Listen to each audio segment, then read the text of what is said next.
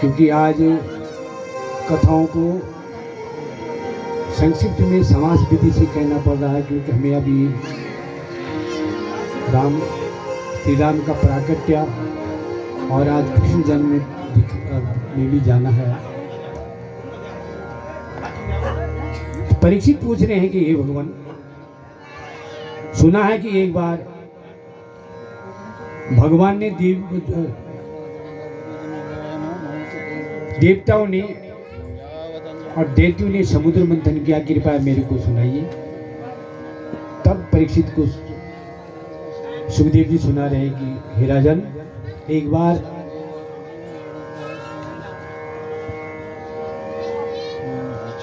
दुर्वासा ऋषि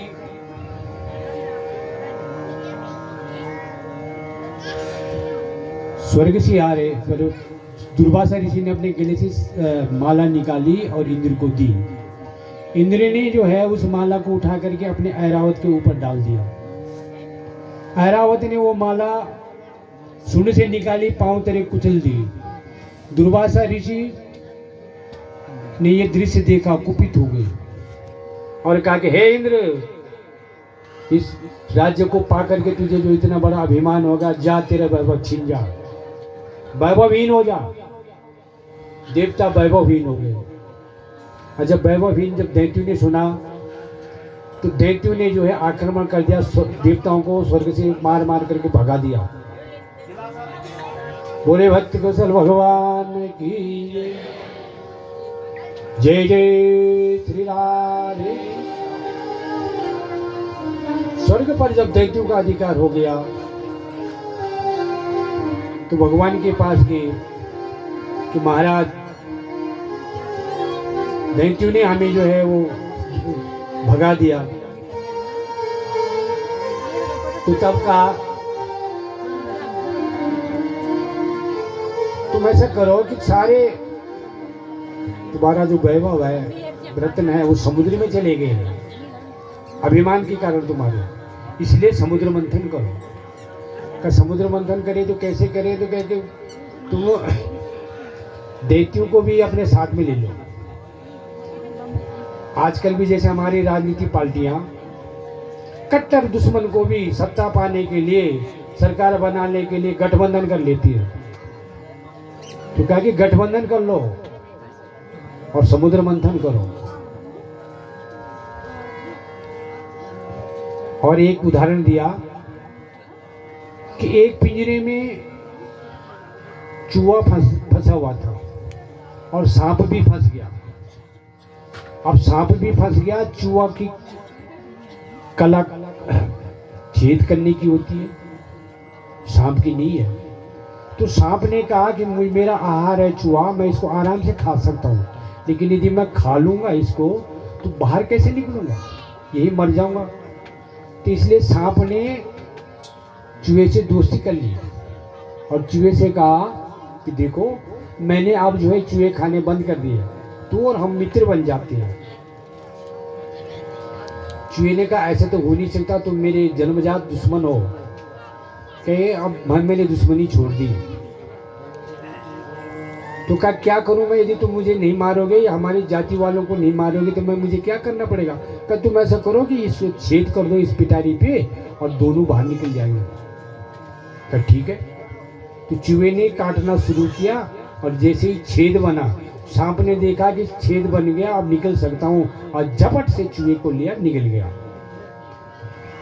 तो इस सिद्धांत से कहा कि तुम दैत्यों से, देवताओं को कहा कि तुम दैत्यों से दोस्ती कर लो, गठबंधन कर दो। जैसे आजकल हमारी सरकारी कर रही है कि जो कट्टर दुश्मन है लेकिन सत्ता पाने के लिए, कुर्सी पाने के लिए अपने कट्टर दुश्मनों से भी जो है वो गठबंधन करके और सत्ता पा लेगा।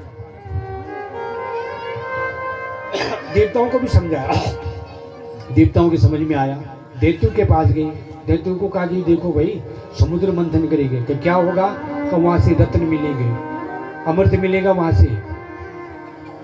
कहा अमृत मिलेगा तो उसके क्या करेंगे। कहा कि हम दोनों भाई, अरे एक ही बाप के बेटे हैं, हम कश्यप के बेटे हैं, बाप तो हमारा एक ही है, भले माँ अलग अलग हैं, तो हम तो एक ही बाप की संतान है। बांट के खा लेंगे, पी लेंगे इसको। तो ठीक है, मान गए दैत्य। अब जब दैत्य मान गए तो कहा भाई मथानी बनाया जाए। किसको बनाया जाए? मंदराचल के पास गए, मंदराचल को मनाया कि तुम मथानी बन जाओ, जय को हम रबड़ बोल दो। और रबड़ पर एक रस्सी भी लगी रही।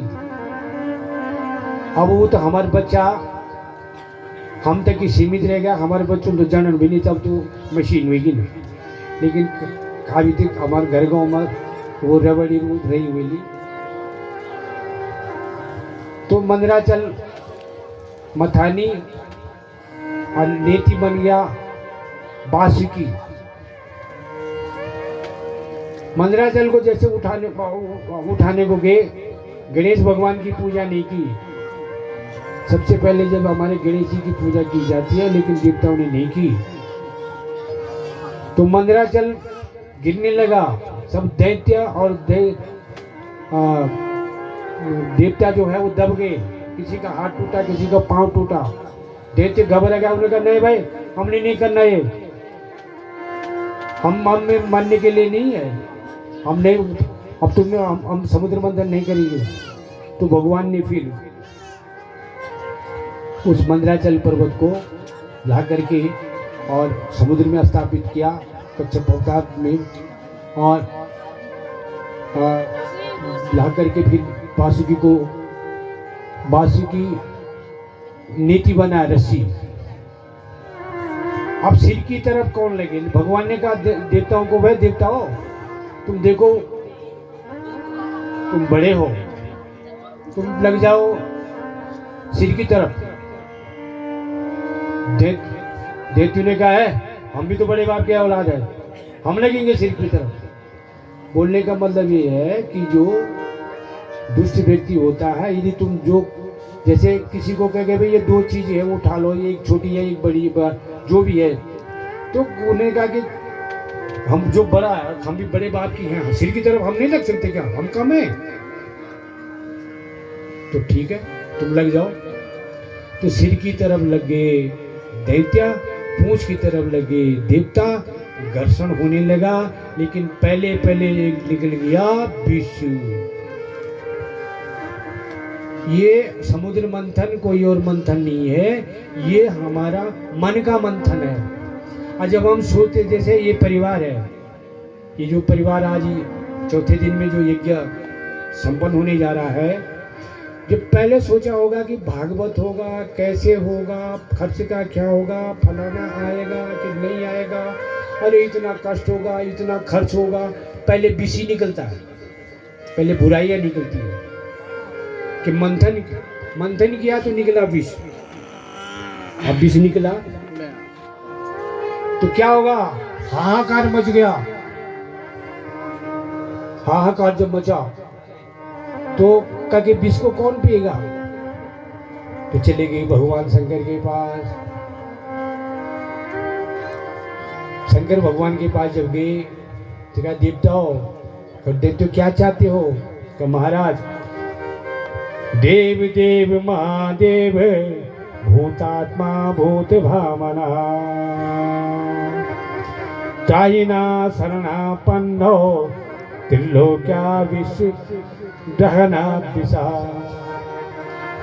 हे देव देव महादेव, अरे तीनों लोगों को जो है विष के दहन से बचा लीजिए, बचा लीजिए। तो शिव जी ने कहा कि अच्छा, तो तुम मेरे पास आए हो कि विष पिलाने के लिए। तो पार्वती की ओर देखा, तो कौन ऐसी धर्म पत्नी होगी जो अपने पति को बोलेगी कि पी लो?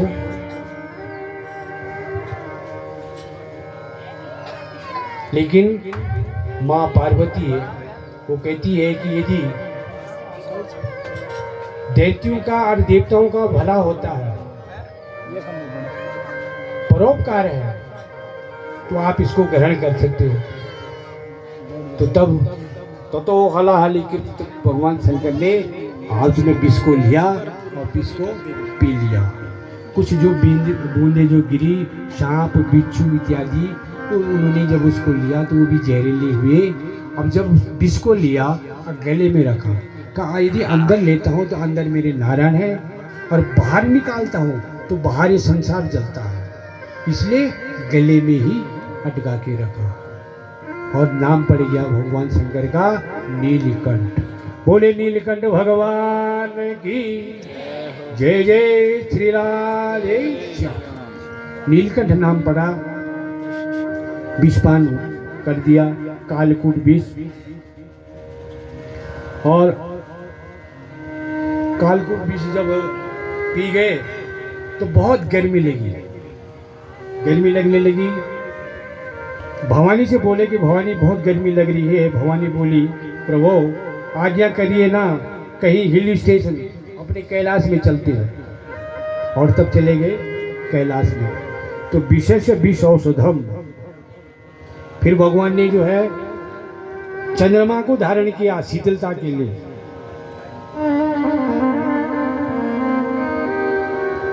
और जो इसके जो है उसको धारण किया तो विष को पहले सबसे पहले विष ही निकला। जो मैंने पहले बताया कि जब हम कोई भी कार्य करते हैं तो पहले ही विष ही निकलता है। और उस विष को कठोर वाणी जो गंदी